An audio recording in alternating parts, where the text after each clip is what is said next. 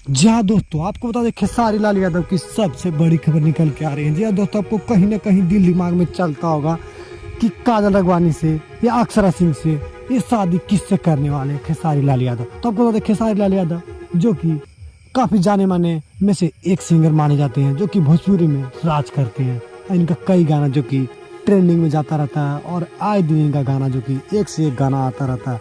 चलिए आपको वीडियो को शुरू करते हैं। अगर हमारे चैनल पे आप नए हैं तो हमारे चैनल को सब्सक्राइब करें, वीडियो को लाइक करें और शेयर जरूर करें। तो चलिए आपको बता दें कि खेसारी लाल यादव जो कि अक्षरा सिंह से काफ़ी ज़्यादा प्यार कर रहे हैं और शायद बता दें कि इनसे ही शादी कर सकते हैं। आपको बता दें अक्षरा सिंह जो कि खेसारी लाल यादव से भी काफ़ी ज़्यादा प्यार कर रहे हैं और खेसारी लाल यादव भी इससे काफ़ी ज़्यादा प्यार कर रहे हैं और बताया जा रहा है कि खेसारी लाल यादव अक्षरा सिंह बहुत ही जल्द दोनों शादी करने वाले हैं।